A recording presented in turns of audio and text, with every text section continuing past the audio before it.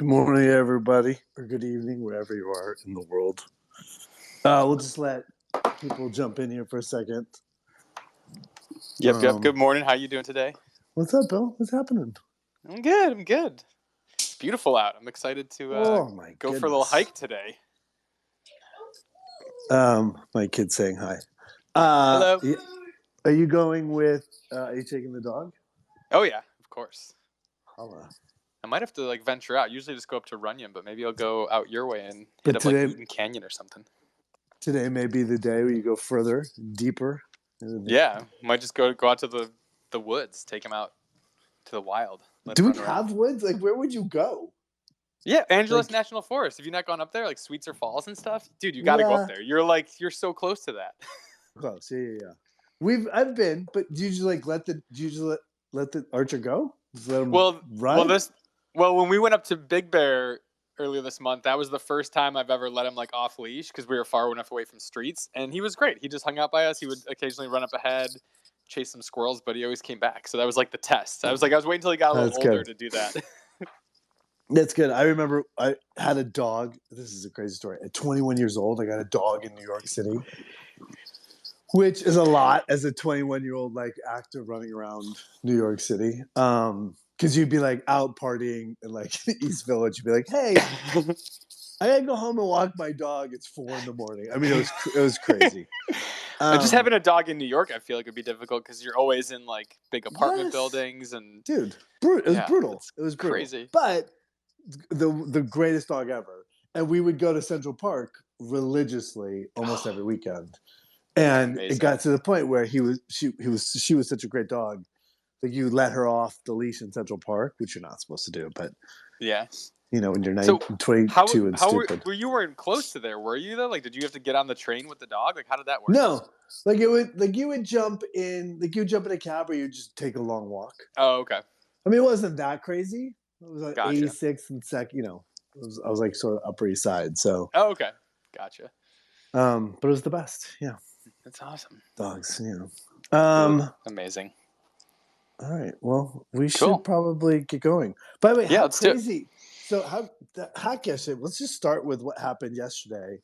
Yeah. I want to bring up I think because when I went to bed, they were still trying to figure it out. But if Crisis or OG knows and wants to raise their hand and discuss, I know Crisis right now is at this. You weren't in the chat this morning, but he's at this amazing, gigantic bounce house thing. It's the world's biggest bounce house. There's a mile-long obstacle course and all this crazy stuff. So obviously he's probably preoccupied. OG raised his hand. I'll bring him up. Yeah, we'll bring him up to talk. But dude, you got to check out this bounce house thing. Is amazing. Father of the year. Yeah. He's living my childhood dream right now. Oh, sweet. He requested as well. I'm going to bring him up. My mic was. Oh, good. I'm unmuted. What's going on, everybody? Hey, and you sound normal. You're not a chipmunk. It's great. I know. It's nice to have a somewhat normal voice. I'm definitely not Johnny Cash, but I do my best. So what do you know? So give sort of I think that we should do an overall, because a lot of people probably don't know. Yeah. About what happened. So let's start there, and then what you know about the results. So basically, and what's going on. It's actually the same guy, or one of the same guys, probably a team of guys that got your vamps as well. It started about 30 days ago. They did a phishing attack with an email sent to OS. Somebody that worked there clicked a link. It gave them access to OpenSea. And I said this the day before yours got took. Another friend of mine, Deathwing in SVS, had a couple of amps taken from him. So when we did a big breakdown, he was showing me where it went, and the hacker took his 2 and then put them up for sale. Someone bought it, and then he took the vamp from the guy that bought it, and then which was seemed crazy, and then sent it to his own wallet. They all ended up back in this wallet that was filled with dozens and dozens of vamps, lazy lions, cool cats, doodles, everything. I mean, you name it. You scroll through this wallet, and it was just millions of dollars of NFTs. And I was like, this is insane, Jeez. Yeah, and that was a few weeks back. Well, this guy's been kind of slowly milking it for a few weeks, grabbing cheaper NFTs here and there. And then last night there was a bunch of Bored Apes that were going to expire, that were listed for sale. So he decided to strike and got about 32 bigwigs and got their apes. Got a whole bunch of stuff. He was sending stuff back to them. Sent the one guy's like a real prominent ape. He sent him back 50 ETH, I guess, because he didn't want to piss him off, or he was trying to he's worried they were all going to come after him or something. But yeah, it was pretty wild, and nobody really made any noise about it till last night when the apes all got took. But this has actually been going on for almost a month. Yeah.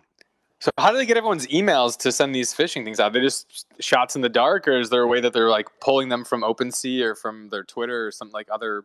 Like where are they getting? A lot of people, their ETH name or their VNS, their ETH address is connected to an email, but they did a phishing hack directly to OpenSea. Somebody that worked at OpenSea clicked on the wrong link, is what happened, and it. Oh damn! So instead of dude, that's brutal. It's as bad as it gets, right?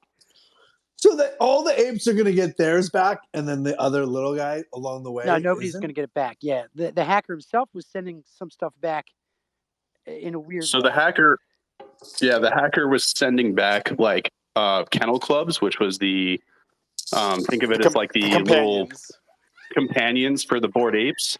So he was just being a troll. He would steal a bunch of their apes and then send them back like one kennel club just to be like, hey, I got you. Yeah. Really weird. It's brutal. Do not click links if you're not sure about an email, even if it says OpenSea on the title of the email. Some of these emails look exactly like OpenSea's emails. I mean, exactly like them. Cross-reference it. Research. Ask OpenSea if you have to. Ask other members who are a part of OpenSea, people who are familiar with that platform, because you do not know. These phishing scams are getting really, really good. And let's put it this way. These Bored Apes are some of the biggest OGs in the NFT space, right? It's even getting them. So that's how diligent you have to be. So, please be careful. Don't they have theirs on cold wallets? I mean, I don't get why that wouldn't be on a cold wallet. Some of them have them listed. So yes, they'll be on cold storage. If hopefully most of them are on cold storage, but if you're migrating your NFT, which was happening a lot last night, people were listing them, unlisting them. Everything that was being migrated, meaning moved from one spot to another, was getting sent directly to X individual's wallet. Right. So anybody who was making any type of moves last night, trying to sell something, trying to buy something, trying to move something into storage, was getting yoked up. Oh boy, dude. And that's all because they decided to click on whatever link, or OpenSea itself clicked on that link as well. So they had a phishing exploit. Point being, be safe, man. Like, just keep your stuff in cold storage. My advice to everybody here, right? Do not list any NFTs for sale unless you are intending to sell it at that moment. You keep your NFTs on cold storage until you, in that moment, are wanting to do something with it, meaning sell it, trade it, whatever it's going to be. You get some people who have their NFTs up and they'll leave them up for sale for like a month. That's just sitting somewhere on OpenSea's platform, waiting for somebody to exploit OpenSea or hack into something and take it away from you. They can't take it from cold storage. For sure. Just keep your stuff safe. They have got to change this, right? I mean, maybe now that all the apes have been yoked, like there'll be this moment where they'll be like, they just got to get locked down, because you're going to onboard all these people who are like full of hope and dreams and put their hard-earned fucking money into this thing.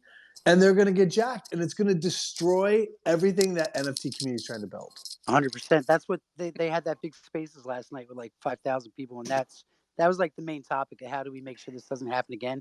OpenSea should have had like a phishing protection built within their email system, so that when that hacker tried to do that, it would have gotten shut down. And they didn't have that. And now they're coming under a lot of criticism for that because of that. So think of it this way, right? Wizards. Yeah, think of it this way. I put it in chat yesterday. When credit cards first came out, before, internet and all that good stuff, once internet came out and you were able to purchase stuff via credit card online, if you look back in history, this exact thing happened with debit cards, bank accounts, and credit cards. People were unaware of the risk. They were unaware of the possibility of their stuff getting taken from them. And it wasn't until big companies who finally believed in the internet came down and created tools to prevent things like this from happening. Right. We are all extremely early in the NFT space. It is the Wild West. It's decentralized funds. But that being said, there are entities out there who are working on creating platforms to make it a safer place. For instance, this Coinbase NFT thing, a lot of people have a lot of high hopes for it because it's a centralized system. That being said, is there going to be issues when it comes out? Possibly, but I do have a lot of faith. There's a lot of money in Coinbase, and there's a lot of people involved in Coinbase that are working hard to try to make this a safer place to trade. Right. Yeah, I think at some point someone will develop software. So like when you're signing different contracts, it'll either be reading for malicious code or kind of give you a better idea of what you're signing. Because most people just click sign, and it's kind of like, you know, when you get your terms of service from your Apple devices, like you're not going to sit there and read pages and pages and pages of like these terms of service. You know, there's a whole South Park episode about that. But someone's going to develop software that's going to kind of, I feel like, be like a layer between you and the contract, maybe, hopefully at some point. But I'm seeing in the chat though, Vandalin and Knack Murphy are kind of talking about in our Discord, you know, that ledgers are not 100% safe. If you connect your ledger, it could potentially, you know, be at risk. So they're saying use ledger plus hot wallet. Don't just connect your ledger. They say it's best to have multiple wallets, one for minting, one for selling on each marketplace, one for hot storage, one for cold wallet. So, you know, just having as much protection as you can is the best thing you can do right now until they develop better tools.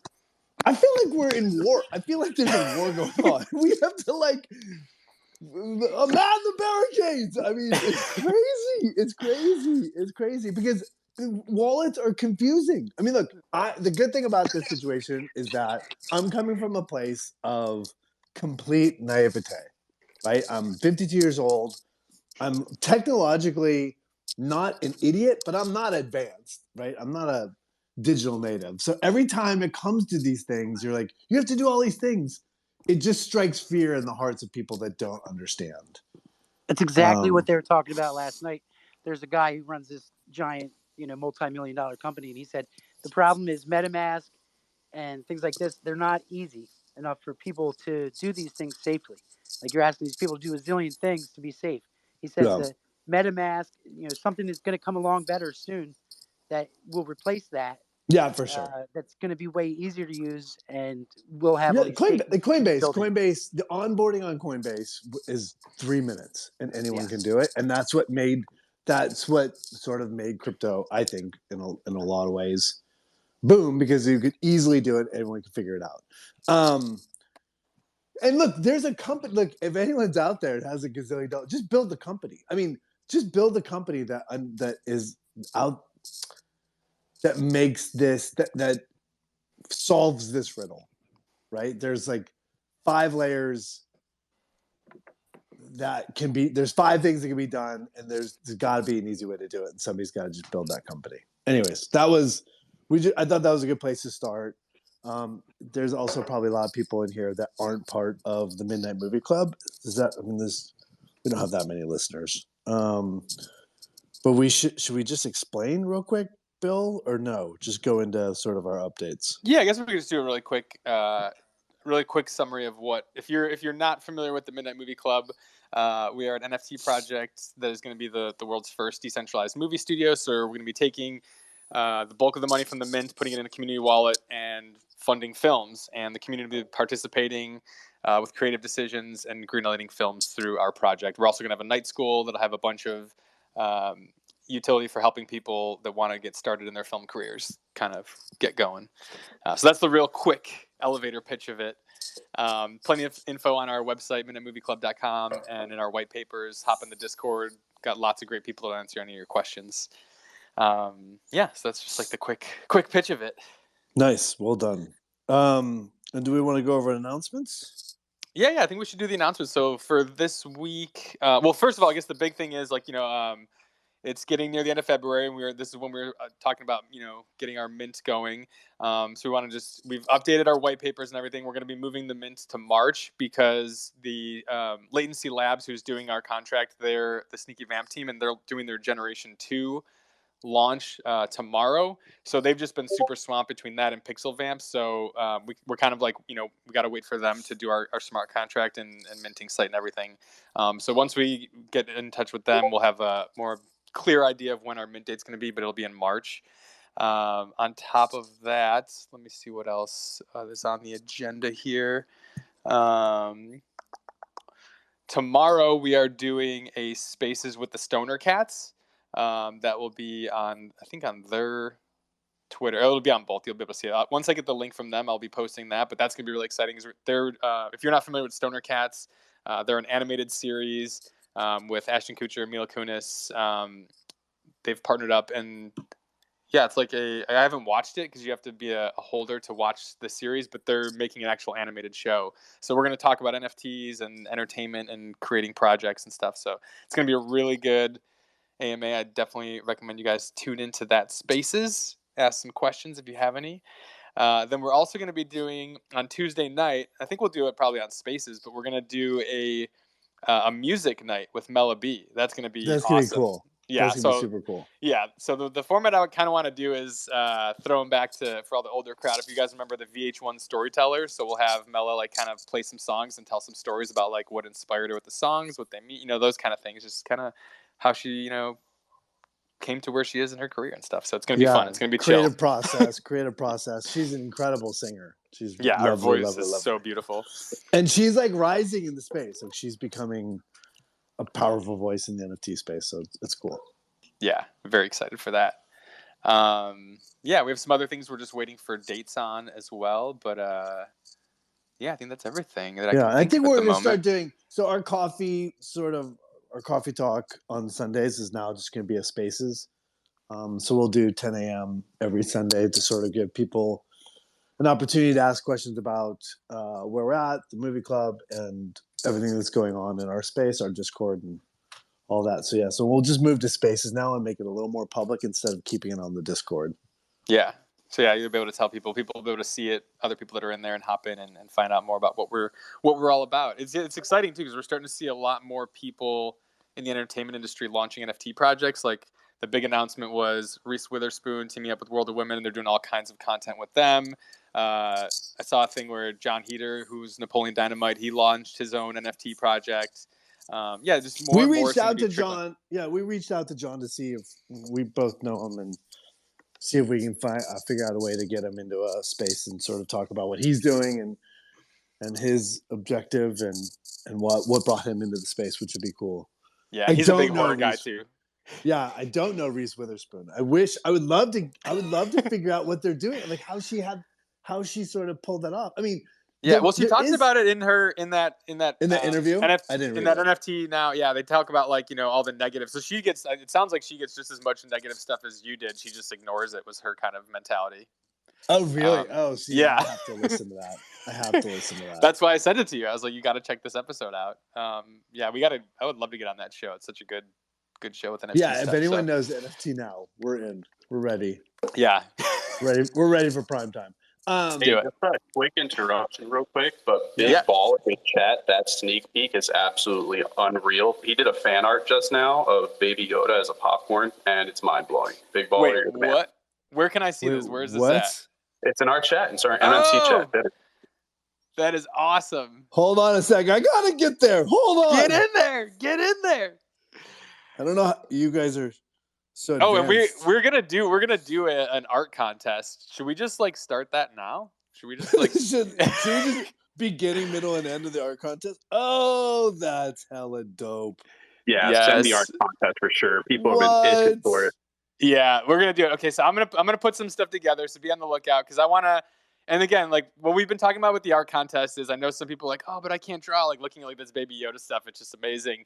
I'm gonna upload a blank template of the popcorn dude or dudette. That's smart. And that way people, you could literally do it with crayons. You could have your kids do it. You can draw something completely unique if you want. You can make it out of macaroni noodles. Anything is art. Whatever is your art is totally applicable. If you want to bake a cake, just whatever you want to do, whatever your skill set is, it's all art to us. But I'll put together some details. We've been talking about it for a while. So yeah, I think it's time. That's so good. Yeah. Did you see the Joker one? That was no. Oh man. Am I missing? I've missed the last couple of days. I have to say, after I did the movie, after we did the Scooby-Doo movie, I was like, I literally went into hibernation. I was like, I gotta take a time out. Oh, nice. Where is Yeah, that? go through the fan art. That one was a while ago. Okay. He was doing some more, but I told him to. There's a Shaggy and Scooby one too that Big Baller did. In the chat? Oh, good. In the fan art, you got to scroll through some fan art. Jojo Rabbit did the Joker one. Nice. I like that, dude. I like that. Yeah. We need to keep it getting. By the way, can we talk? I guess we can't really talk about what the thing we were talking about the other day with. What we talk about? Can we say we all had that phone call yesterday? OG and you and I and. Oh no, I wouldn't talk about that yet until we definitely confirm with that team. That's a big one. I don't want to screw that up by jumping the gun. All right, fair enough. Fair enough. That was. We have something very exciting coming up. But here's the thing: I think that we're really excited about that. I guess we can talk about. It's like we are interested, and you guys should take this into your world and into your into your spaces, and maybe there's somebody out there that'll be like, that'd be fun. Our whole thing is a community. We want to engage in some kind of community action together. And so we're trying to figure out ways to compete against other NFT projects. Right? So the idea, I don't know, some like your dodgeball, like your dodgeball thing. I keep challenging other NFTs to a dodgeball contest. I'm like, we will crush you. Do you know how bad I was at dodgeball as a kid? Do you remember? Did you ever watch Freaks and Geeks? You know that episode? Yes, of course. Where they do that. That was me in high school. Although we played with volleyballs, it was brutal. Like those older kids, they could whip a volleyball. Well, then you're not on the MMC volleyball team. You're out. Coach, I'll be the coach. You're out. But we are looking for ways actively to compete against other projects. So in playful ways, not like compete like who's the better project. In violent ways. We only seek violence. Yeah. But so that's our new jam. So if you have somebody out there that wants to, we're talking about fun games and can you play Pictionary on a chat? Can you we're gonna get after some I like people. Pictionary. That's a good one too. We gotta add that. We should add that because that's a pretty fun one to do online with you have to draw with your mouse and stuff. That could be hilarious. And you could totally do and your chat your chat chimes in or it's gonna be good, dude. It's gonna be super fun. Yeah. So that's our new that's sort of our new approach. We have to keep finding ways to expand because we're not I don't know, we're slow growing our community and we want to keep finding ways that organically grows. And meets new communities and introduces them to what we're doing and bringing them in. I mean, once you get in, I think, to the Discord, and once you get into what we're doing and our utility and what our goals and aspirations are, I think people get excited about it. But just getting enough eyeballs onto what we're doing is the challenge we're facing right now. So, absolutely. Yeah, so if you just dominate everyone. You guys could try to get into League of Degens. It's a platform built for gaming against other projects. Ooh, thank you. We gotta check that out. We gotta get in on that. We thought we were inventing the wheel. We were not inventing the wheel. Nice. All right, cool. Very good. We gotta check that out. Drop a link or something, Vandalin, or if you can't. I don't know if actually might have to put it in post your links channel. League of Degens. I can't wait. Yeah. Cool. Okay, good. Do we have anything else? Do we want to? I don't know. I'm always a fan of getting in and getting out. Although we're getting more people, which is crazy.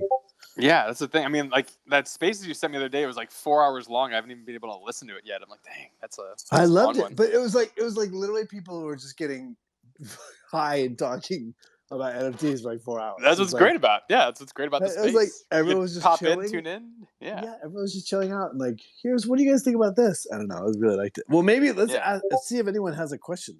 I see Sierra has their hand up. We'll bring them up. Come on up.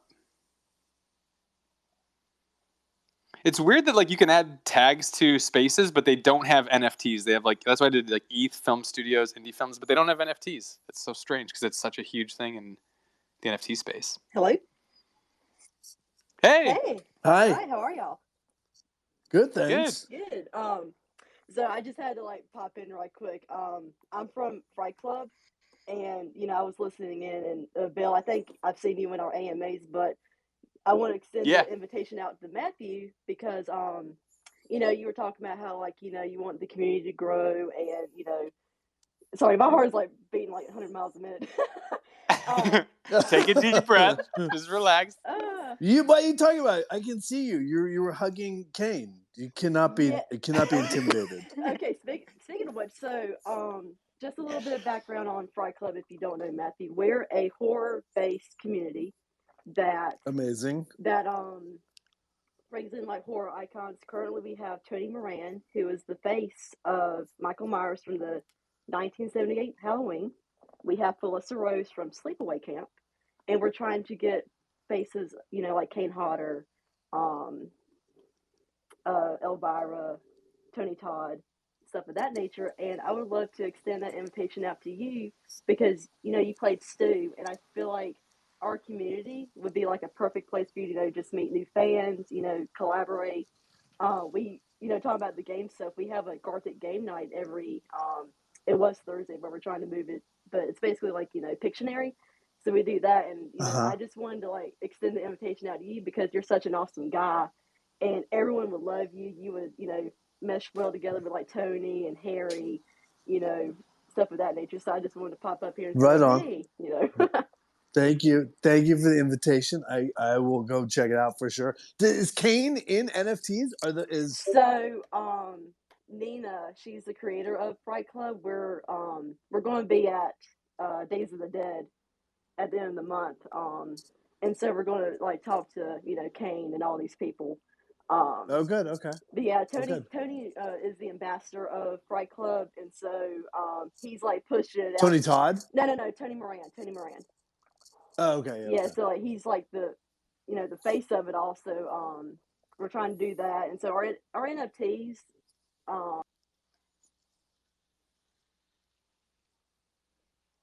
Does work with like Juice World in the weekend, Lo-Fi, and so he does our NFTs and does like a little. Oh, is it cutting out for anyone else? Or just No, It's my phone. She's. Sorry. Oh, there you go. Oh, okay. That's okay. But yeah. Yeah, no worries. So yeah, I just wanted to extend an invite to y'all, and just pop in, whatever.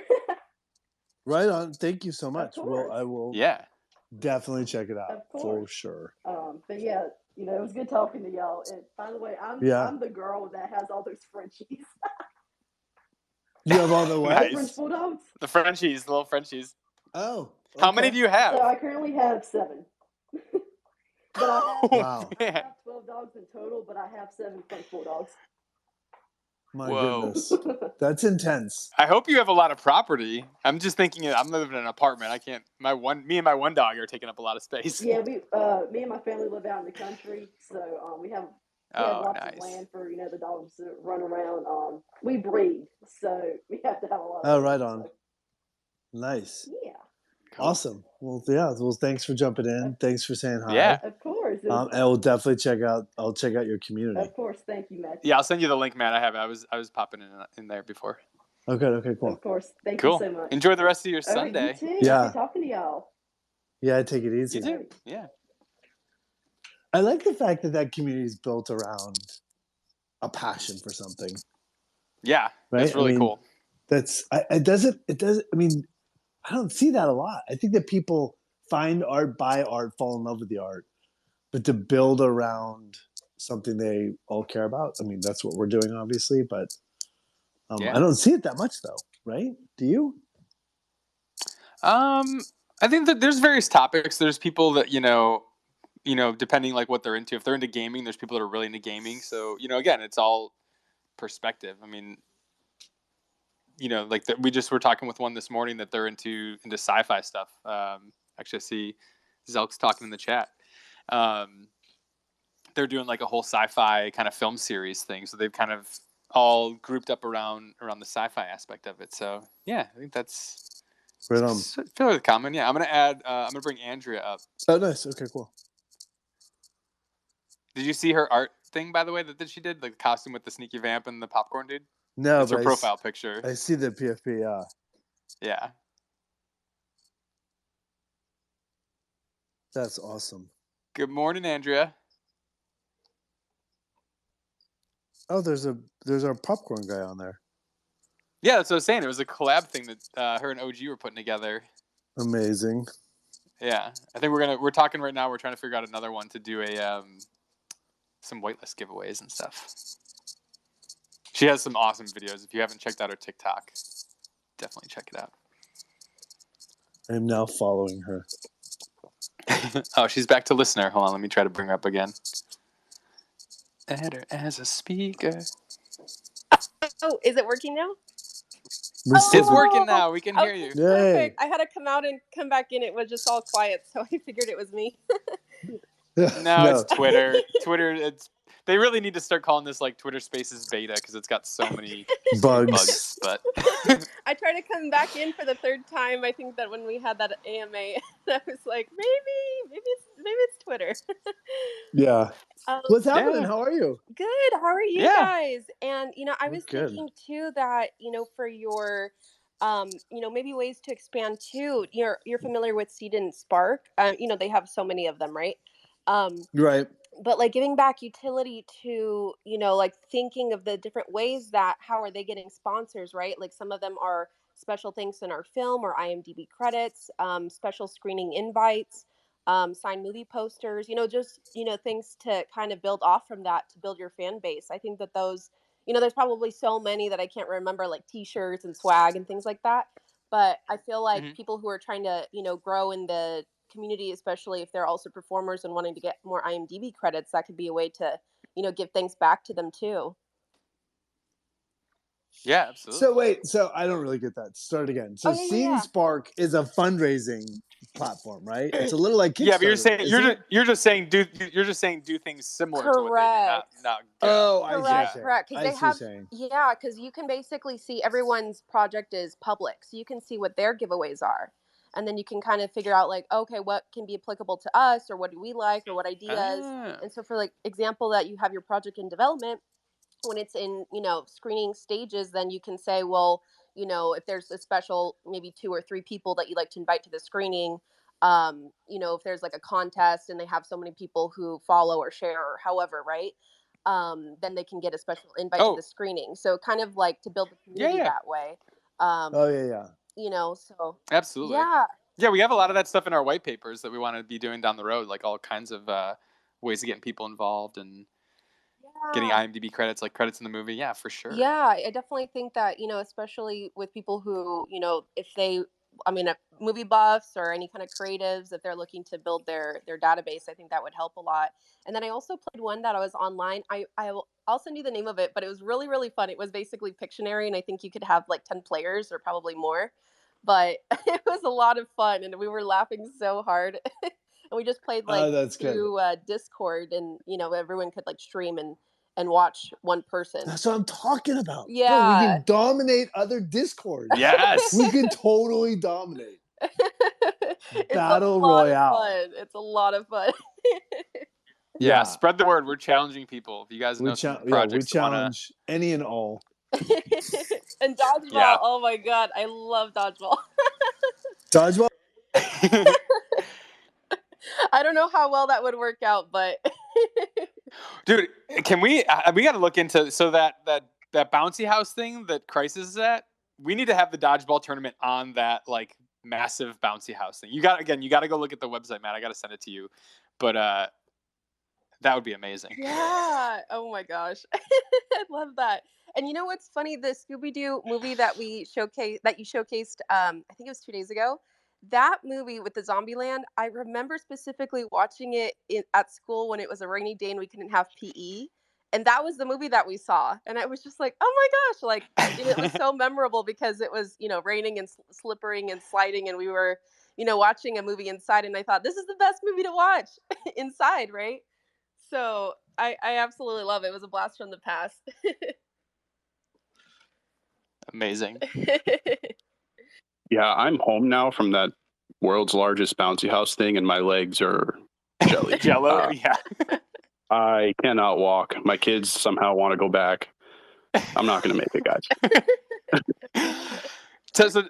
I know this is off topic, but tell us a little bit more about it. Like, did you run the obstacle course? How was it? Oh, yeah, for sure. Well, I have a 7-year-old and a 3-year-old. So the 3-year-old can't go by himself, right? So here I am and he sees obstacle course and he's like, send it, right? So we go, and I'm thinking, they say it's a mile, but I'm like, don't get me wrong, it looks big, but there's no shot this is a mile, right? And then like they have a halfway checkpoint. You're like, hey, you made it half a mile. Dude, when we got to the half a mile, I thought that was it. I thought we were done. And and they were like, no, sir, you got to finish the rest. There's another half of a mile. And I said, you can go do something else because I ain't running the rest of this. But I ended up doing it. It's nuts. People are hitting you with like foam things. It's like American Ninja Warrior on steroids. It's wild, man. That's amazing. I was in the military, and that was one of the hardest obstacle courses I've ever been to. So. Wow. Is it giant like for adults? You have no idea how big it is. Do you have pictures? Yeah. I'm gonna post the link again in the Discord for all of you to check out. It's absolutely insane. Yeah, it looks words like they have cannot begin to multiples. describe the difficulty. And yeah, that's crazy. So like you have the mile obstacle course, and then you have like 4 or 5 other inflatable things, like a sports center. Guys, the point is, I'm not physically okay. I need help. Oh God, help me! It's Sunday. This is not what we do on God's day. No. Children are the worst. The things we do for love is just, it's too much. It's just too much. That's funny. Yeah, that's amazing. My kid had a lacrosse tournament game yesterday, and it was 4 hours of driving to this lacrosse game. And I want you to know something. I like my kid a lot, but 4 hours to drive to play for an hour, it's bad math. It's bad math. Did they win at least? No, they lost. They did lose. Oh no. They lost, which I then made him walk home.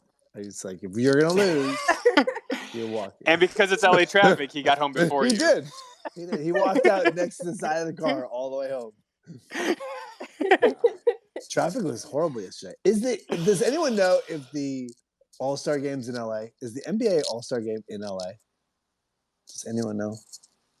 I have no idea. I'm asking. Sports. Is that a ball game? Is there a ball in that game? Is that sports ball? I don't know sports ball. It's not my jam. By the way, I got rugged, Andrew. I'm glad that you found Scooby-Doo on the rainy day. I just want you to know I wasn't ignoring you. I wasn't like, I got rugged. Oh, and no got worries. kicked out. So yeah. Oh, no worries. Yeah, it's definitely one of my favorites. So I love the fact that they had like the voodoo vibe and everything in that, and it was such a different, like, seeing it from, and I feel like when they started it was in the 60s, right? When the whole 1970s when that started, from bringing it more into like the dark and creepiness of it. I was just like, oh, this is my jam. Bringing witchcraft and voodoo. You're talking about Mystery saying, Incorporated. You're talking about the cartoon. Sorry, I was like getting OG up. You're talking about the cartoon Mystery Incorporated. Is that what you're talking about? Oh, so like comparing when the whole, I guess you could say, like, journey started to now, when they say, oh, monsters don't, or there's no such thing as monsters, and then they say, oh my God, magic and voodoo exists. It's just like the whole spin of that to say, wow, our whole life is a lie, right? Like thinking that Fred was gonna say, like, it doesn't even exist, like there are no such thing as monsters, and then having that as, wow, like that's not what we thought this whole time. Like, we thought we were the experts. So I really like that different approach to it. There you go. Yeah, that's awesome. The thing has changed over the generations, that's for sure. Yeah, it keeps changing. And you still perform 1 to 2 times a week? Well, I still do the voice. I mean, I still do the voice for like a cartoon. Like, we just did something for the All-Star game. I was just saying to Bill. Oh, fun! I was like, went in and for 20 minutes and did something for the All-Star game, which was super fun. Oh, that's so fun. Cool. How do you keep your, I guess, like, for using your voice in certain ways too, like, how do you not get it overused, or do you drink, I know, like, warm drinks and stuff like that afterward if you have to perform for so many hours? I mean, in general, it's not that. Normally when you're doing something for Scooby-Doo, they're running for their lives, and so that can get taxing because you're running and screaming. But in general, I could do it for a long time. Although I did just do a big, I can't talk about it, but there's a big video game coming out, and At some point, I'm like, I gotta call that a day because I can't keep going because my voice was thrashed. Yeah. And sometimes, like, if it's new people, I get super excited, so I try to make everyone happy. So I'm like, I do it like 10 times. You keep going and going, and people are like, all right, we got it the first time. So yeah, that's crazy. Oh, how fun. Yeah. Well, awesome. I love the story that you said about the mystery machine, and you guys was that after an awards that everyone was like smoking in it? I can't remember. Yeah, if no, was, it was like, the after video, the the Outcast video, where they were Oh. high and driving the mystery machine, and I was dressed up as Shaggy, and I had a very distinct feeling I was about to die. Dressed up as Shaggy in the mystery machine, which would just be a horrible way to go, because the headline would say "Outcast killed in terrible tragic accident," and then nobody mentioned the fact that I was in the band, so that'd be bad. That's my Well, we're glad you're alive and here with us so today. far, so good today. Yeah, so there you go.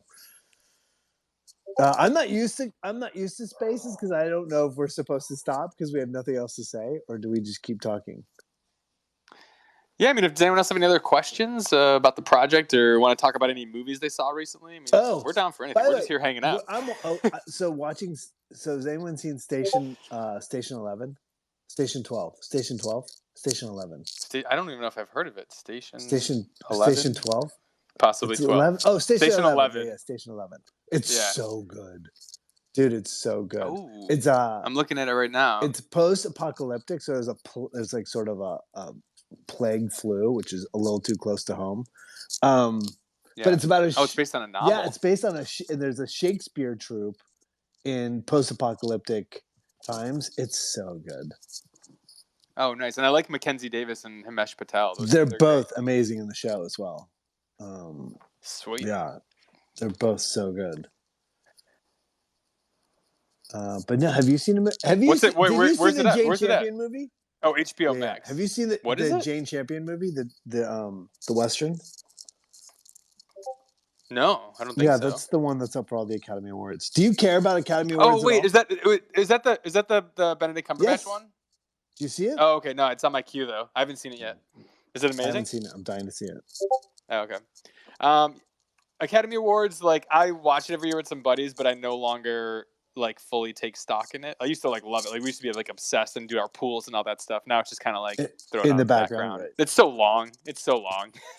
Will you make an effort to see the movies or no? Oh yeah, I try to see them all if I can. If they look good. I mean, that's the thing. It's gotten to the point now where I feel like it used to be where they would just make movies and then they would get nominated, and now it seems like they make movies to get nominated, like specifically for the Academy Awards. For sure. So sometimes it just feels a little heavy-handed where I'm like, that just looks like Oscar bait. I want to watch like something that's good that like then you go, oh, that's an Oscar-worthy movie, versus like manufacturing it to be an Oscar-winning movie, if that makes sense. Yeah. Well, there's a whole cottage industry around winning the Academy Award. Oh yeah, it's crazy. So I did Descendants, which was nominated multiple times. George Clooney was in it; was nominated for Academy Awards. He should have won an Academy Award. He's so good in that movie. But every day you're at a different luncheon recruiting voters. I mean, every day, every night you're at a screening for a different voting population. It was really crazy. It's like a whole rigmarole. It didn't used to be like that too. There's a great book called, I want to say that was in, was it Down and Dirty Pictures? It's kind of like about the rise of Sundance and then like the sort of the Oscar flip. But it was with, what was that movie with Gwyneth Paltrow, the Shakespeare one? Oh yeah, Shakespeare in Love.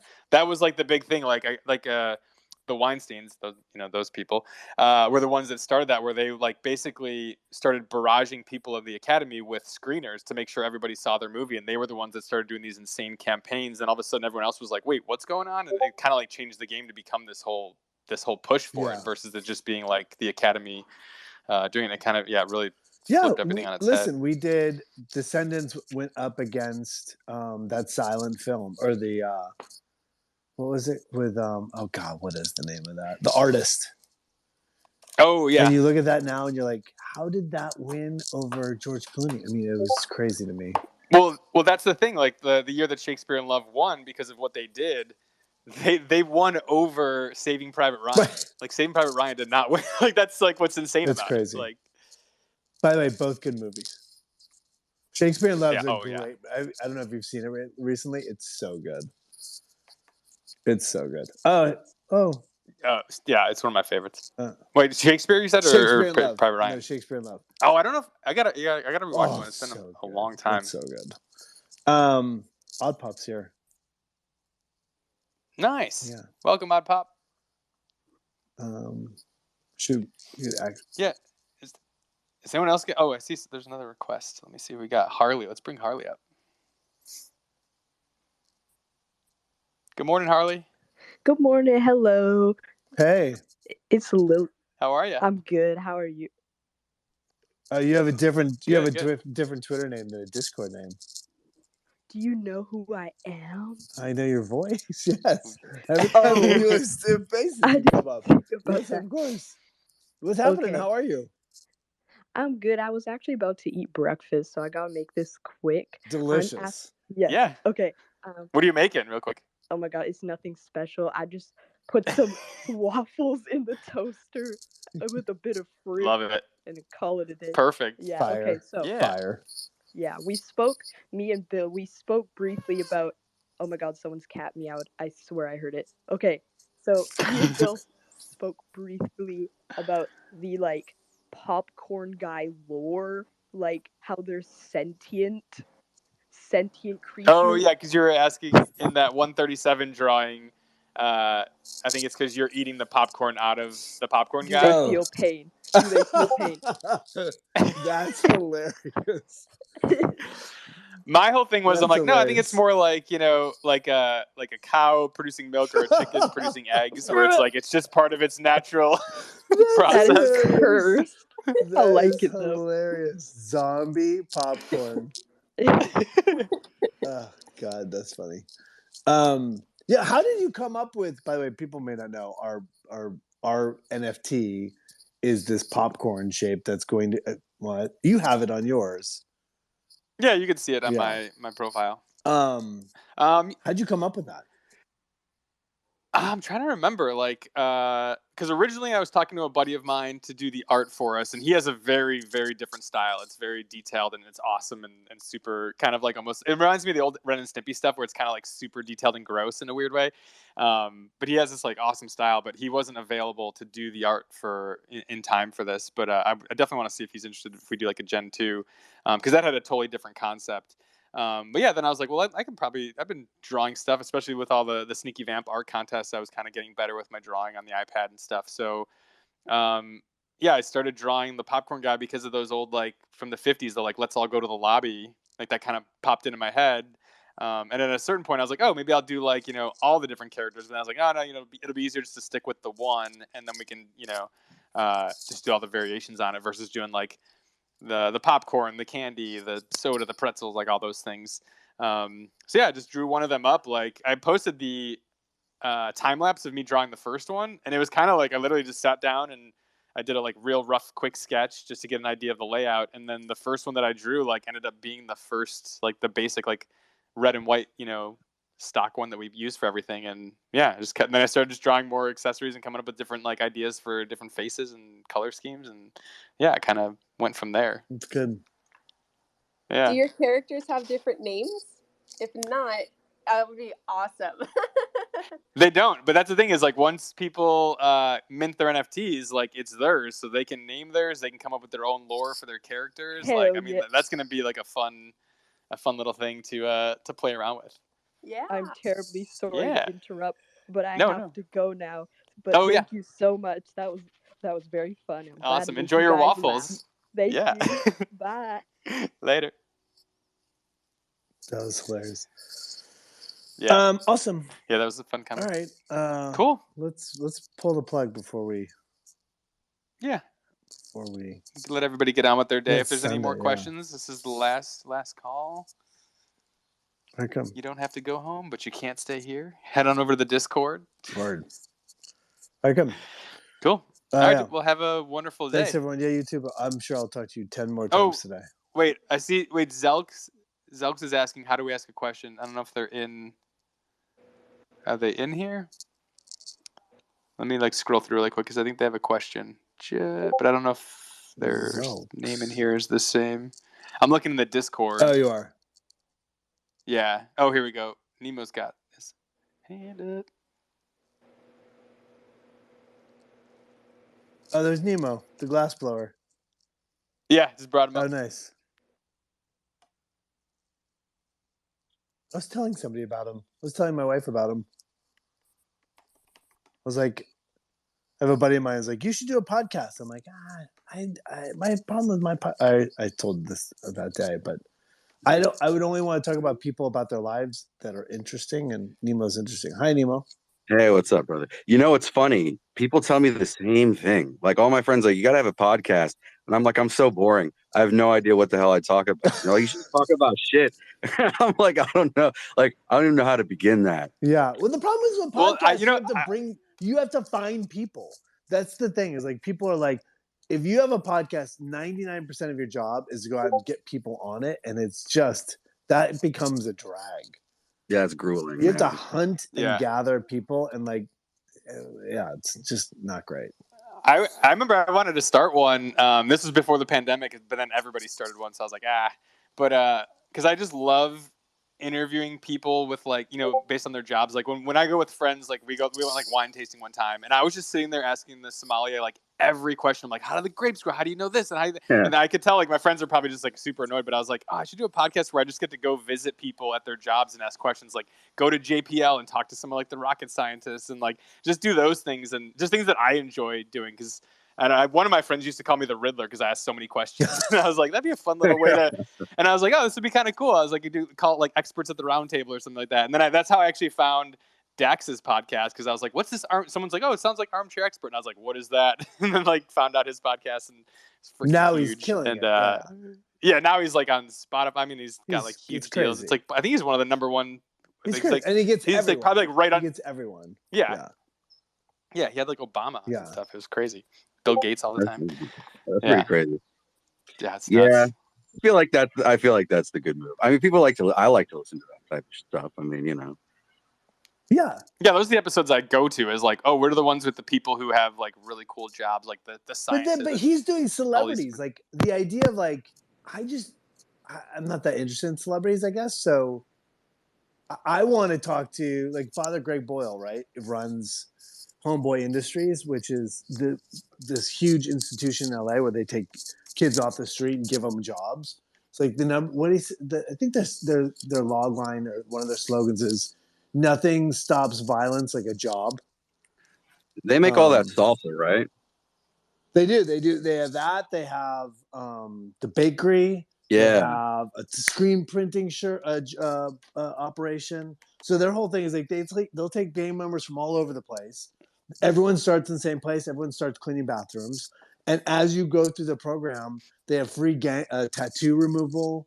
So that as you're going through, you're getting more and more training opportunities. They're training you up, training you how to do certain jobs. They're creating opportunities for you to go out in the community. And the community in Los Angeles opens their arms to support these men and women who have changed their lives. And I started this thing called Hive Be Good a couple years ago, and Hive Be Good, our idea was, can you make social engagement exciting and fun? So what we would do is we would throw a party. We'd have a DJ, we'd have booze, we'd have snacks, and you'd bring 40 to 50 people into the same room. You'd have somebody stand up and present from an organization or from a nonprofit saying, here's the challenge that we're facing right now. And what we would do is they would present the challenge. Then we'd take the entire room and break them up and into different pods. And then we would give them whiteboards and have them sort of figure out a way to solve what we would call the social riddle while a DJ was playing. And so now you're in an experience cool as hell. And you're in a cool little, we were doing a Soho House a lot and sort of restaurants. So you're now meeting 4 other people. And then you're answering this riddle that this organization had. and it was super fun. It was social, and like at the end of it, nobody had to do anything. You presented your idea, like, hey, this is like food insecurity. This is what we would do, right? And so at the end of that, you present your sort of solve to the riddle, and then and then all of that goes to the organization, and then the organization says, here's our needs outside of money, right? Everyone needs money. But if you're like a glass blower, you're like, hey, I can't help you with money. That's not what I do. But if you're looking for this glass blowing thing that I can then do for you and that you can sell, or if you need, like, you would apply what turns you on to their social riddle, so that it's a two-way transaction. I'm giving what I love, which is my art, right? And you're getting that in return. So we both are winning. Yeah, dude, it was super fun. It was great. That's brilliant. I love that idea. Anyways, all of that to go back to Father Greg Boyle at Homeboy Industries. You learn about these kids, and like you would sit down with them, and their stories would blow you away. They're horrific and powerful because they've risen up like a phoenix out of their situation at Homeboy, and like those are the stories you want to talk about. Yeah. And they've created like a full brand, because I've seen like the Homeboy Salsa, and they have all these like they've started like a, like you're saying, giving people jobs, but yeah, I mean, it's like you literally see it in stores, like the stuff that they're creating, and all that goes. It's cool too. Go ahead. Well, I was just gonna say, yeah, it's cool too that like one of the things I noticed when I first saw them years ago was that they don't even pull any punches. They tell you right up on the package the entire deal, and I like that because I think it also kind of proves the point that the community isn't turned off by the fact that the people making the salsa, making these chips, whatever, are ex-cons. You know, they're kind of down to support, and I think like showing that to those people is so wildly important. You know, no, there's no doubt. Like when you get out of a situation, yeah, it's like they get to know, like, no, you're totally welcome. Like you're welcome to be an awesome person. Doesn't matter, kind of what your past. The interesting thing about that whole thing is that you would, in these high be good situations, especially with Homeboy, you would take these gangbangers, these former gangbangers, and put them at a table with people, and they would tell their story, right? So you would start out the whole process by saying, this is how I ended up gangbanging. And so you have a bunch of people sitting at a table sharing space with somebody that you'd be scared of because they're tattooed across the face. They're ganged up. And so you'd be hearing a story, and you could ask anything. And that's how they start. They're like, our whole thing is like making their story human so that you have a different appreciation from where they've come from. Just helps your empathy and sort of like your desire to help them. I don't know. But going back to the podcast, like that's the shit you want to know about. I mean, Obama's incredible, but I don't know. I would always want to find those stories that are, I don't know, more human, I guess. Not that Obama's not human. And I think I think what's great about that is that, because those people, I mean, Obama's probably getting 1 million offers to be on podcasts, but like the people you're talking about aren't getting as much exposure or approach. So for you, if you were doing that, I think you'd have a much easier time booking people to be on the show. Yeah. Oh yeah, for sure. For sure. But yeah, I don't know. I like the idea of like bridging that gap between expectation and reality. Because people have that about actors all the time. People have the expectation that because you're in a bunch of movies that you're a millionaire. I've made lots of money in my life, and then I've gone for long stretches of making no money in my life. And most working class actors are like struggling to feed their kids. And that's just the truth. I mean, there are actors that, our industry is like any industry. They want as much bang for the buck as they can get. They want as much margin as they can get. So the last thing they want to do is hire, actors for a lot of money, because that just cuts into their margin, right? It's like any other industry. Where back when the film industry and the television industry was run by more sort of artistic-centered leaders, they had a thing where they would have a thing called a quote. Like, my quote is X amount of dollars. And every movie or show you would do, you would get an increase on your quote. But those days are long gone. They'll never come back. It'll never come back to the point where they're interested in paying artists for their art. They'll pay number one and number two on the call sheet because they will equal a success, right?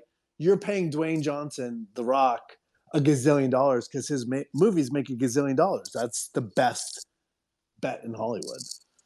But if you're Matthew Lillard and you're like, man, you're not really going to add anything to the bottom line, then you're not really interested in paying Matthew Lillard that much because there's no, whether I hire Matthew Lillard or the next 10 guys behind him, it's not going to make a difference in our bottom line. And if it doesn't make a difference in the bottom line, then why hire you for that amount of money? I can hire you for the lowest common denominator, the lowest amount possible because I want the highest return on my investment.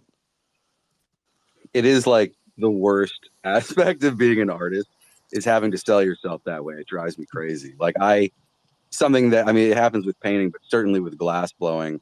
I love selling to end users. Like that's the best because you have a transaction with someone who likes your work. You get the money, they get the work. But I don't know, man. Sometimes I got to sell to shops or make things that are more production oriented, whether it's jewelry or glass. And it's brutal because you work your ass off to make this stuff. You love it. And then you sell it to them for 40%, 30% of what they're going to make on it. And it's like you realize they have overhead and all this, but damn, that it's like it kind of cuts deep. Oh, there's no doubt. Dude, it's a grind. It's not easy out there, and to do it as I feel like people can do it for short bursts, but to raise kids, to grow old with like how do you live in Southern California on an artist salary? Dude, tell me about it. I'm in the West Valley. I'm a single dad. It is not easy being a self-representing artist, but it's like I gotta do it. You know what I mean? That's why you make buttons. Exactly. The money's in No, buttons, straight bro. up. You nailed it, dude. You nailed it. That's exactly it. It's why like every opportunity where I'm like, all right, fuck it. I'm sitting here drinking with my buddies, and now I'm thinking like, I could make like a couple $100 worth of buttons and sell it to the homie with a shop on Melrose and just be like, cool. There's some Hot Wheels and in and out. It's hilarious. Listen, I don't know. There's necessity breeds ingenuity, right? So when you're like, and look, I'm in the middle of an NFT project, right? Hive Be Good was another sort of philanthropic project, but I've always got things that I'm following my charm, things that turn me on, like I'm engaged. Right. And I think you have to keep doing that. I don't know. I think that's in sort of our blood, right? The idea that you're an artist and like, hey, I got to go do shit that makes me happy. And in joy, you will find a way to make money, right? If you love it, you'll find a way. Yeah, absolutely. It's that charisma. Like you can't have charisma if you're not enjoying what you're doing. And I don't know, your work turns out like shit, right? If you don't care about it, it just is not what you're trying to do. It seems like a waste of time. Yeah. And people feel that. 100%. Like there's so many projects like for woodworking stuff that I do where someone's like, oh, I want this thing this way. And they basically, they'll send you a picture of something online that they want you to make cheaper. And you look at it and you're like, look, I can't even get the materials cheaper than that. That is a company that's manufacturing this stuff. But then they'll be like, oh, just make it. So then you make this thing and you have no passion for it. And then whenever people come to my apartment and see my furniture, they're like, this is amazing. Where did you get this? And I'm like, I built it. They're like, can you make me one? And it's like, well, yeah, like these were designs that I was passionate about. And that's why they came out so well. Versus when you have to do kind of like the work for hire thing, you just kind of get a little bored, because it's not inspiring you. Or unless you can find that way to get that piece or like to inspire you of like what they want and kind of like still let your voice come out through your work. That's so true. I've offered to teach people. There's times where like, in glass, it just comes out the way it comes out. Like everything's one of a kind. And I've had people ask me like, okay, make me this custom piece and I'll work on it. But there have been times where I've done, 3 iterations of the same idea and it's not right. And finally, I'm kind of like, look, no offense. I mean this with all due respect, but I have 3 pieces now I can't really sell. Now I'm breaking even. And maybe I should just teach you to make it yourself because like I'm not in your head. Right. And yeah, that's it gets to be kind of like brutal. One of the things I do, I make these like lightsaber pendants. And wait, you make what? Dope. A what? Lightsaber pendants. Yeah, lightsaber pendants. So they're like, They're pretty cool. Everyone should follow you right now on Twitter and buy a lightsaber pendant. Yeah. I want my to Twitter post a picture of one of those in the Discord. I want to see it. I will throw in. Yeah, I actually tried to message you, but it wouldn't let me message you because I wanted to see your woodwork too. But nice. hit me up on there. I'm totally curious.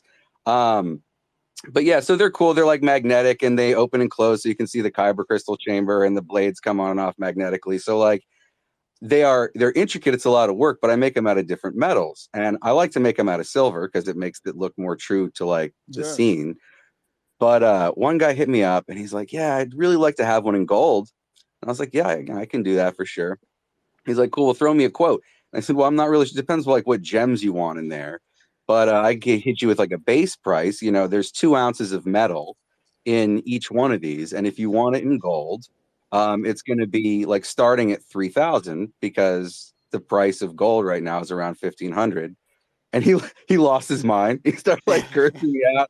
He's like, $3,000. What the fuck are you talking about? And I was like, dude, that is literally the cost of materials. Like, I'm not even paying myself at that price yet. I'm just trying to like give you the ballpark of where we're headed with this project. Yeah, exactly. Which is so exactly why I asked the question. Your answer solidifies why I asked the question in the first place.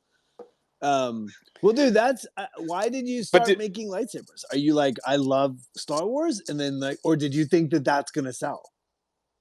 No, dude, honestly, yeah, it's the perfect question because I thought of it because what we were talking about. I initially made it because I wanted it for myself.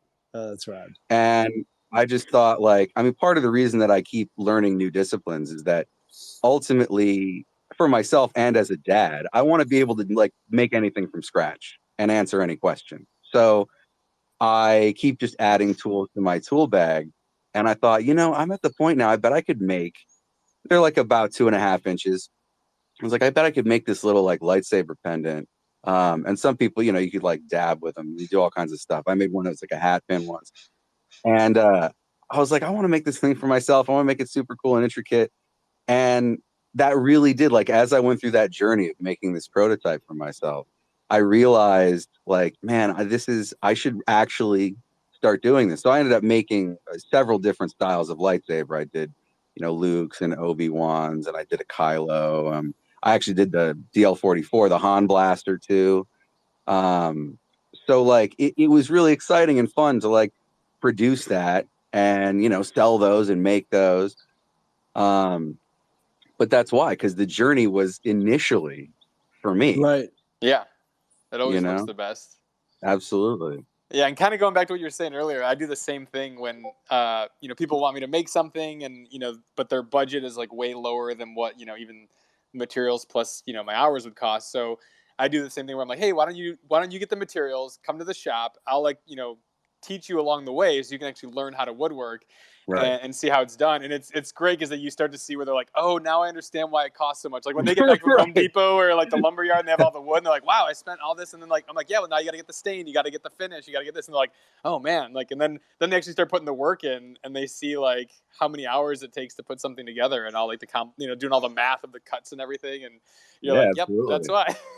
Yeah. And it's like, and there's waste. Like by nature, there's waste. You buy this hardwood and some of it is going to get turned into dust. Yeah. But then what's also great is like by the end of the day, like when they're done building it, like they feel more accomplished because they built it and then they're proud of it, So it's also, there's a kind of a nice balance there where it's like they start to appreciate what you do, but then they also like take pride in the piece a little bit more because they've built it themselves. Yeah. Yeah, I actually love teaching for that reason because like that energy is so infectious. It's cool to give someone that experience. Absolutely. It's a funny story. I directed this movie called Fat Kid Rules the World, and Mike McCready of Pearl Jam was the guy, is the lead guitar player from Pearl Jam. And long story short, he ended up scoring the movie for us. And at one point, my editor and I went over to show him like the first opening sequence. Right? It's like it's about an obese teenager that finds punk rock music, and in the opening frames of the movie, he jumps in front of a bus to try to kill himself, and this punk rock urchin saves his life. And we had cut together the scene, and we were really proud of it. It was like, it's a big stunt for the show, and it was a big moment for us. So we went over to show it to him, And he was like, and we were at, it was super cool, obviously, because it's Pearl Jam, it's Mike McCready, it's like super exciting.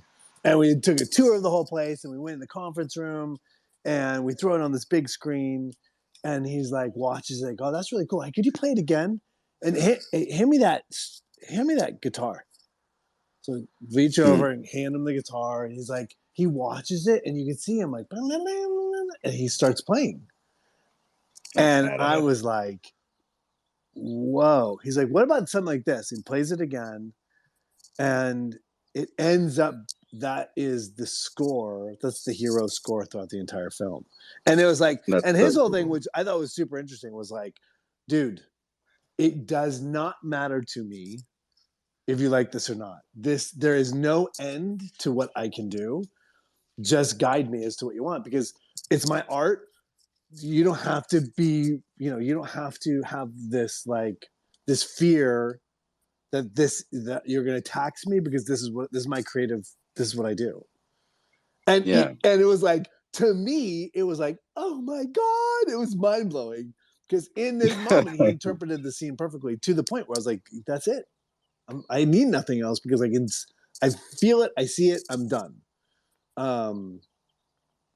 But I thought that the interesting thing about the story is that as an artist, you can give freely because that's your gift. And it was really cool to see when something you have no connection to just happen in front of you. It's like magic.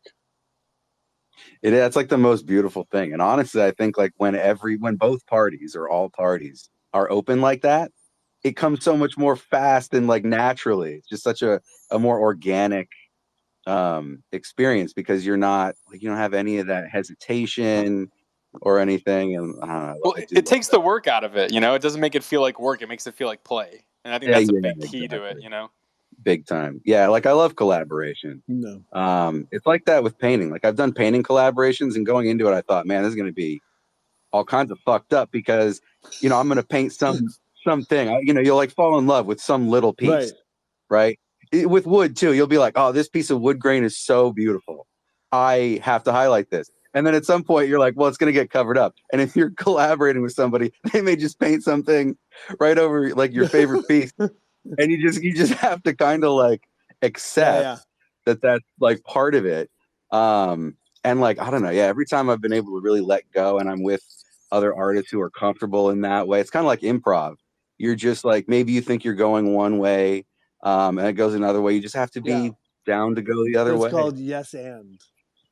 Yeah, exactly. So when exactly. both my parents are actors. So yes and, if you're in the audience and you've never heard it before, in improv, instead of saying no, that's not. I mean, if I say you're Darth Vader, yes, and I'm Darth Vader's, whatever. You just you forward the story. You don't neg the story. So there's a thing in life that if you're, I don't know, creative spirit, that yes and approach to create a process is really powerful. Powerful. Yeah. All right, good. So we have 2 requests. Should we bring somebody else up too? Yeah. Hey, nice talking to you guys, brother. Always. Have By the a way, good day. you've got to do better on your. I just went on your website. Your website doesn't work. You have got to hook up your website. I'm on your. Dude, I know. I'm going to blame the pandemic on that. My website's fucked up. I do most of my stuff off my Instagram now. Okay. Well, then my put website your Instagram up. Taken Then away. stop whatever you're doing right now and put your Instagram up there. How are we supposed to support you if you don't put your Instagram up? I know. I'm terrible. I'm an artist, not a business person. I'm going to help you. Change that shit right now. I'm gonna send you some links too that my buddy, who's a professional website designer, kind of guided me for putting together the Midnight Movie Club website. It's gonna be a game changer, dude. It's awesome. Oh, perfect. And it's not like Wix or Squarespace or any of that stuff. It's I'll send it over to you. I literally have just changed my website to my Instagram. There you go. Nice. There you go, bro. All right. If we've done nothing else, we've at least changed that in your life. You helped save my business. Right on. Have awesome. Brother. Enjoy your day. You want to bring someone else up? Yeah, doing it right now. 1 second. Okay.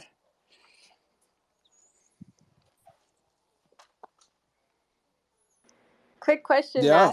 Matt.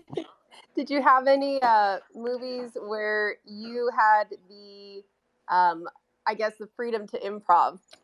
Not really. There's always some freedom within form, but I mean, I'll always add idiosyncratic beats, but not really openly improving stuff. You'll have to add that in one of your upcoming films. I feel like it'd be fantastic to see it. Just improving? Yeah, people don't like people. Yeah. People don't like that. People don't like when you're making a movie that's not their movie. Yeah. Well, it'll be your movie. Yeah. Well, we'll see. I did just have good. Hey. Yeah. Hey, what's happening? Hey, how's it going? Good, brother. What's happening? Good. Can you hear me? Yeah. I got you. I just heard of your project this morning. Oh, hell yeah. Yeah, and one of my mods messaged me because we're a filmmaking project as well. Oh, no shit. Well, so what do you do? This is the one I was talking about, Matt, with the excited, stuff. dude. I rushed to your website, read everything about it, and I was like, holy shit, someone else is doing something that's kind of in our realm. It's like nobody is doing this. Nobody. And I was like, I'm so excited to bring like DeFi because like I'm a filmmaker too. I'm a cinematographer, and like I wanted to hear your perspective on like bringing DeFi into the centralized, like how centralized is our industry, right? It's like super crazy, centralized, crazy. Yeah, and I was like, how crazy would it be if we bring some DeFi into this? Yeah. Right? So can you walk through your project for everyone and me? Yeah. I don't want to like shill. No, I'm asking you to shill. No, listen. Chill away. Listen, dude, you have a platform right now. I'll be really quick. I'll be really quick. It's just like no. Take your time. Do it right. There's no drama. Like, just fucking preach. It's just so we had this idea where when you create these PFPs, right? Yeah. And these characters, like, why do we care about characters, right? It's because of the story behind the character. So I realized like none of these NFTs have any characters or like story behind it. It's just, usually bad art, but like, it's getting good. But I thought of this idea where why don't we make an entire series around our characters? We can't make all of them characters, but like some of them will be characters. So we created, it's called Ethics AI.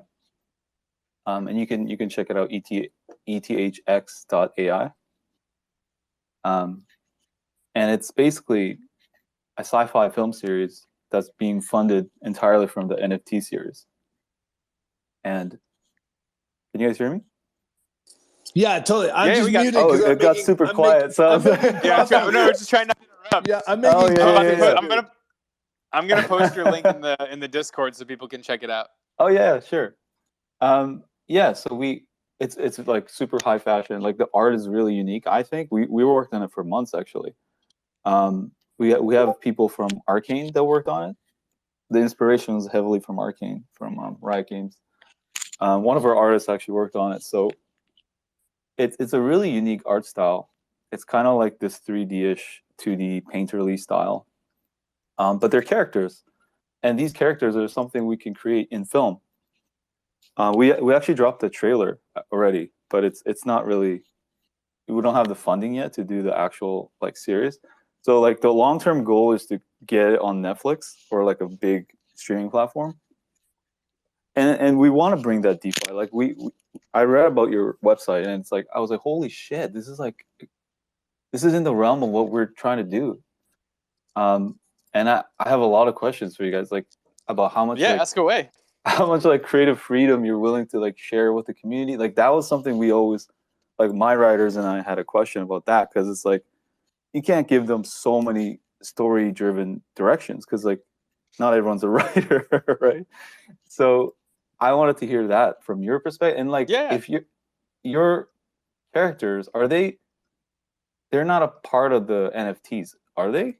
Is it? No, look, I looked at your website, I watched the trailer and stuff. So yeah, the difference is, like you guys you're doing a continuing sci-fi series. Yes. So that makes sense where you're having more of the incorporation from the community. I see a lot of projects where they have the community help write the lore of the characters and everything like that. Ours, like the character is just kind of like a fun, think of it like we always kind of just say it's like a membership card, and everyone's got like a different kind of logo on there, kind of like when you get custom credit cards, that kind of thing. So it's like that's just kind of like a fun, forward-facing thing. But like the project's really about the utility, and because we're doing multiple films and they're going to be different filmmakers.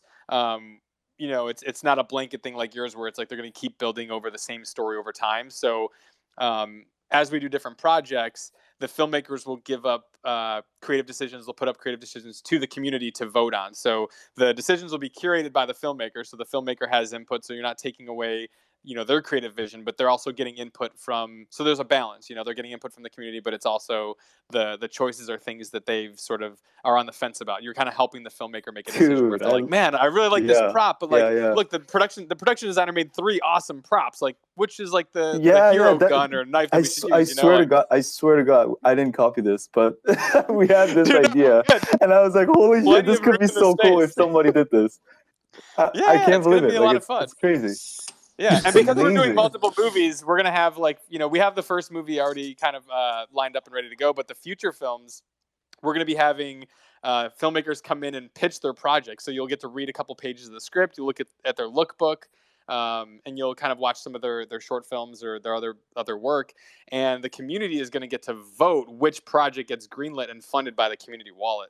So that's what's going to be really exciting, is when we start opening it up to that, and an entire project is getting decided by the community of they're like, we want to see this film get made. That's so cool. And you're making a series of movies, right? This is like a studio. Our goal, so our model is, and you're in the film industry, so like how the back end revenue from films it goes through the waterfall of paying the sales reps and all those people, and then eventually it goes to the investor, they get their money back, and then it goes to the back end points with the filmmakers and with the investor. But since we don't have investors, we have a community.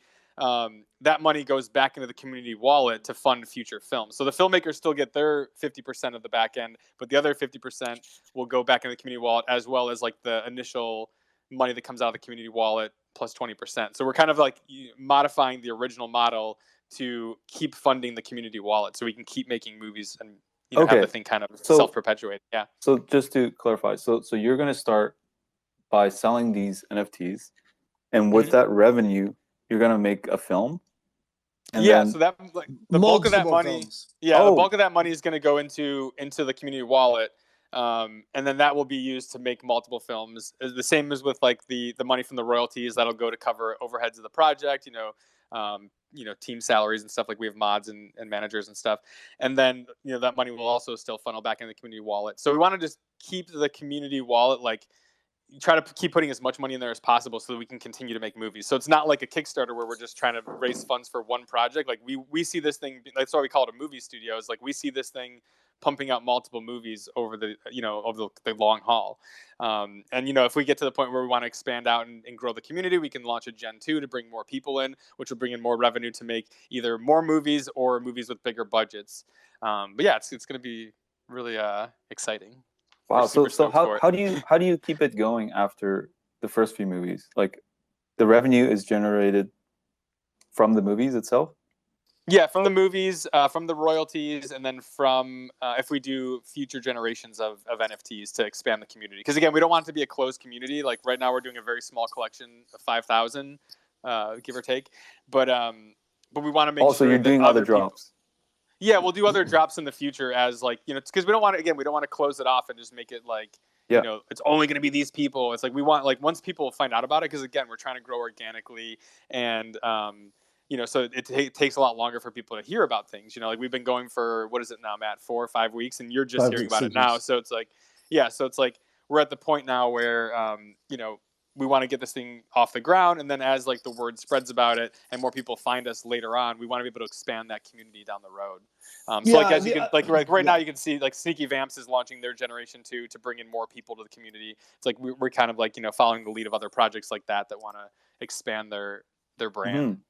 The other thing that I think is interesting is that we have this whole thing where we're looking for creatives, we're looking for people that are interested in the film industry so that they can become part of the night school experience. So we want to teach people what it takes to make it in this industry. So we'll do AMAs with industry professionals, we'll host classes for people, we'll do writing groups, put together writing groups so that people who want to have an idea anywhere in the world want to translate that idea into a script, get directors with directors and sort of peer-to-peer sort of teaching opportunities. So there's a whole night school element that is included in the film production element.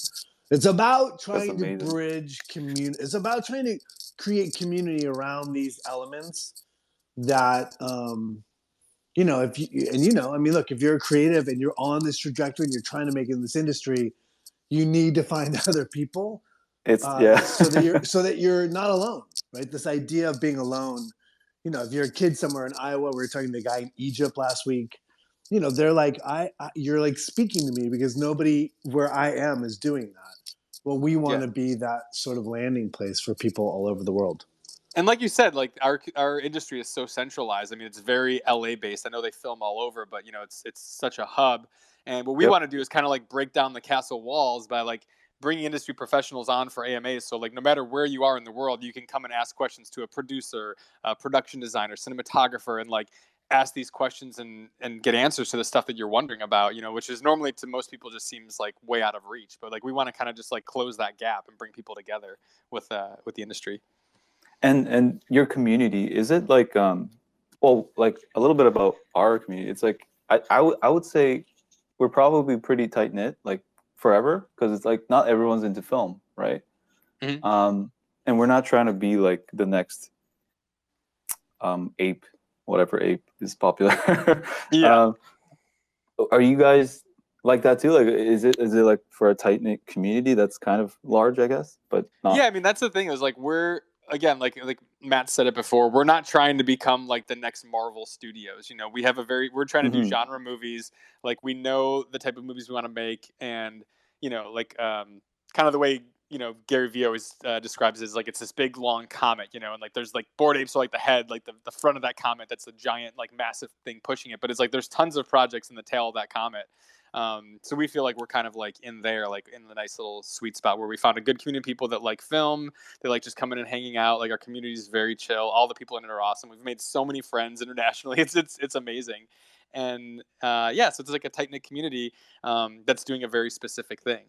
We're not trying to focus on like also doing like a TV series. We're not like looking, someone asked the other day if we were thinking about doing comedy specials. It's like we're very focused on doing genre films, and hopefully as we grow we'll get to do bigger and bigger films, but we're not trying to like, we're not saying we're trying to take over the world. We're just like, hey, we can improve the indie space and give more people access to the tools they need to make their own creative endeavors. Cool. And will Matthew be in these films? Hopefully. Yeah. If I can't get in one of these films, I've got a fucking issue. Could you imagine if we put it up for a vote and then they just didn't vote you in the film? Sorry, dude.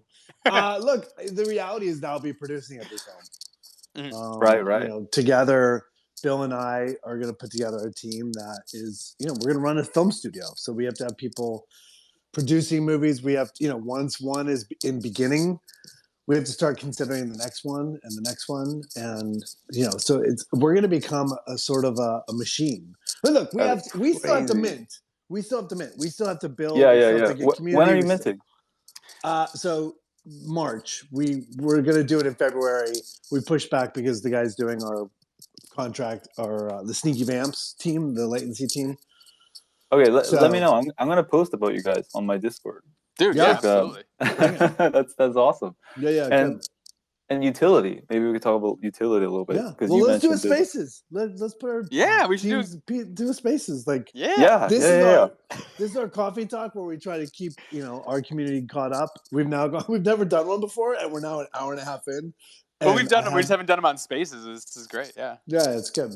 And look, and just personally, I just want to say, like, you coming up and saying you found us makes this last hour and a half totally work. And then having a conversation with everyone, having a conversation with Nemo. Like, I love talking creative process, talking journey, and finding people that are like-minded are in the same space. So it's such a great opportunity. It is crazy.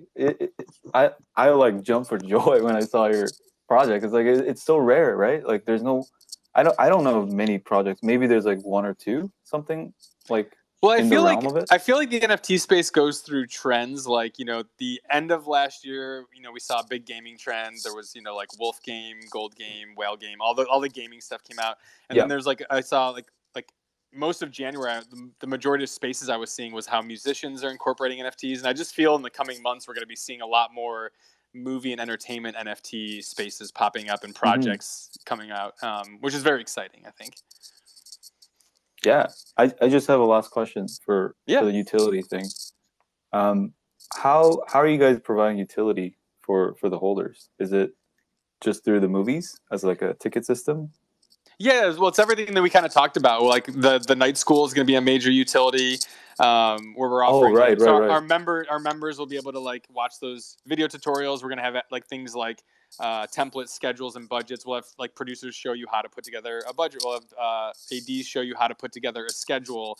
The AMAs with professionals. Those will be all like utilities that the members can access, as well as we do like movie nights and trivia nights. We've been doing a lot of them as promos and stuff, but those will become like member things. And and the voting is a big part of it, and people being able to watch the movie that they were part of and stuff. So we're very utility forward. If people if you're into movies and you're interested in movies, like you will be intimately involved in every step of the production process, beginning, middle, and end. Production reports every day. Like I don't know about every day, but you'll be engaged every step of the way in the movie making process. It's not like a movie that you help produce, right? It's a movie that you my money build this movie, and I'm actively involved every step of the way. So yeah, like we don't want it to be like Kickstarter where you just give your money and you wait, and then the movie comes out eventually and stuff. We want to make sure that people are seeing the process from end to end, because that's the thing. Again, when I was a aspiring filmmaker, like these are the things that like I would have loved to have access to coming up, and it's like we want to give those to people to see things. I was kind of raised on DVD commentaries, behind the scenes featurettes, like those TV specials that would show you how a movie was made, but it's like let's take that a step further and like really bring people into the fold. Yeah, we had a similar idea, and I guess we have to go back and edit our website, because it currently says the first ever interactive story-driven NFT film series. I guess it's not the first anymore. No, you still are, because we're different. We're different. You're building around story. You're building around story, and we're building whole movies, right? So you have a continuous story, and that's what you're doing. You're 100% the first one. Yeah, you guys are doing like the sci-fi. You're doing like the space epic, the sci-fi epic. You know what I mean? That's We're gonna use. Are you familiar with virtual walls? What is it? No. It's called a volume. Like if you ever watched Mandalorian. Oh yeah. You're talking about like the we call the it LED volume. screens. Yeah. It was when I was on Avatar, the performance capture stage was the volume. But yeah, you're talking about the immersive. Those things are amazing. Those things are crazy. My friend sent me a video of that stuff like a year or two before Mandalorian came out. He's like, dude, this is going to be like the future of some filmmaking stuff. And incredible. It was incredible. It is insane, because I started filming. We're in Toronto here, and we're starting to use it a lot, and it's making some serious progress. You can even track, with the camera tracking, and you can do that sunset scene for 8 hours. Yeah, it's crazy. Nobody will ever. That's insane.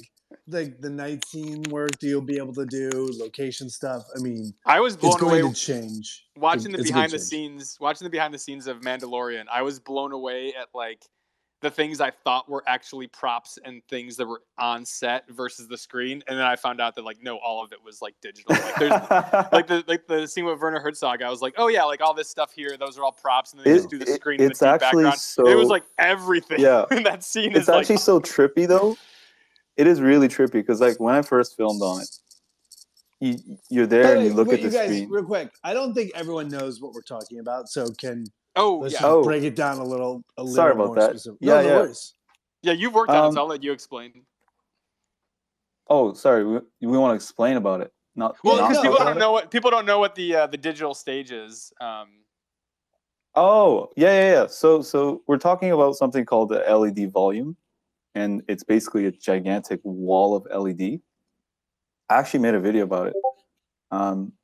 I don't have the link now, but it's basically. I'm gonna post the Mandalorian link in the Discord. Sorry if you hear the Mandalorian music started. It's incredible. it's insane because you can basically you're instead of going to locations to film, you're in a studio, a gigantic wall of LED, and it's 360. So basically, you're in a large stage with 360 of LED with the ceiling that's also LED, and it's basically projecting the background that you're filming of the location. So you can put a gigantic sci-fi, space, like Mandalorian, like all of that was actually just LED wall. And what's amazing about it is like, the problem with green screen is you get sometimes that green halo or the weird shadows. Exactly. That's what I was going to say. All the reflections are like 100% real. So it's like when the Mandalorian's shiny helmet is like reflecting the cave walls when he's walking through that sort of like trench, like all that stuff is actually being projected onto him in real time. Like, exactly, it looks so good. I was just going to say about the lighting. You don't need to bring so many lights anymore because the light is the light, like the background, like whatever is projecting, the screen is actually lighting the person. So whatever reflections you're getting, in terms of green screens, you have to do a lot of keying and negging and blocking all the green spill. But with the LED wall, you don't have to do so much to control that, and it gives a lot of creative freedom. And what we started to do, I learned this from Greg Fraser. You can take out like little blocks of LED of the wall. Like they're blocks, they're little cubes. And you can take out like 4 in a little section, and you could put like a HMI, like a very strong HMI, behind one of the walls. And HMI is a very strong light. And it'll create like a sun, like a very strong sunlight.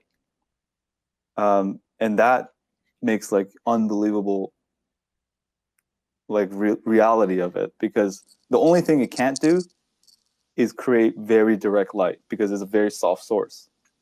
But because they're essentially screens. Yeah. Like you're saying, insane. You pull out one of those screens and you pop in the light and you can direct that. You can like spot it on somebody. You can kind of focus it a little bit more. Yeah. It's incredible. Yeah. Sorry and it's brand new.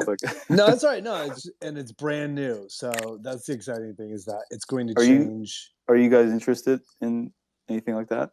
Oh, I would love to. I mean, I don't know if we can afford that, but like one of my dream jobs would be to direct an episode of The Mandalorian. I love that show. And the volume. Maybe you could direct one of our series episodes. Dude, hit me up. Yes. I'm not working. Yes. By the way, this is how space has changed Bill's life. He's like, all of a sudden now he's like one of the biggest directors in all of Hollywood. I'm like, sweet, people are gonna hire me for work. This is great. That's fantastic. You guys, I have got to get out of here. I'm going to see a play at USC today. So good luck in traffic. Thank you so much for your time. Yeah. Can I bring up follow you guys? Absolutely. I'll follow you back as well. So listen, bro, you're like involved, engaged. Like, come get our Discord, hang out. For sure. Do it, mint. Like, make sure you let us know about your space. We'll go check it out, and let's put together spaces together. Open a ticket, and the mods will elevate it to us, and then we'll do a spaces together, and we'll put our communities together. Cool? Yeah, that sounds amazing. Let's do it. Awesome. All right, brother. Sweet. Nice meeting you. Okay, thanks so much. Yeah. Take care. Lily, you got to jump, or can someone say hi? No, let's just jump in. Let's do this last one. I'm going to bring up Ethan just to say hi really quick. Yep. Ooh, that's good. Ethan. I would never have said, I would have said like, yeah, at the end. Hi, Ethan. Oh, they're connecting. This is great, dude. This is the longest coffee talk we've ever had. Coffee talks usually just. How is it already almost 2 hours? Remember when we almost cut it off after 20 minutes? I know, but I feel like maybe we should have. We're now down to like. No, this is great. This is the whole thing. Is we're talking. We're now down to filmmaking. People who are drunk on Sunday night somewhere else in the world. Hey, Ethan, you there? Hey, Ethan. Can you hear us? No, they're still connecting. Yeah. All right, we'll give it a few. I know you got to go. Yeah. I have to go watch I'm excited. What play are you going to see? Blade of the Heat. Oh. Blade of Heat. Blade. My. Is your daughter in it? No, she's not in it. But my friend wrote it as a big hit in the '90s, and they're doing it at USC. So I'm gonna go watch the grad school kids do it. Awesome. Okay, well, Ethan fell off, so Ethan's like, I hate this. I hate this organization. I hate all of you. Well, that was good. So, everyone out there, if you're still here, thank you for being here. Look, our whole thing is, our ask. I think this should be like our traditional ask at the end of every one of these things, which is, if you like us, if you check us out on Discord, check out our white papers. It lays out super clear where we're going, what we're going to do. We're both docs. Our hearts and souls and energy is completely behind this project. So if you're into independent film or NFTs, or you love horror movies or genre films, check us out. If you can tell your community, you tell 10 people about us, we'll grow that much faster, and we'll build that much stronger of a community. Does that make sense? Absolutely. Yeah, I got to start figuring out how do you put like sometimes you can pin tweets to the top of these spaces, because then that way I could like put the white paper one on there. I got to do that next time. I'll do some Googling. All right, cool. Awesome. Well, enjoy the play. Yeah, much love. Talk to you soon. Yeah, I'm sure we'll talk many times today. Okay. Bye. Yeah, bye. Thank you, boys. Thank you, Crisis. Thanks, Crisis. Serial. Yes. Love you guys. Yeah, much love. Bye. Bye.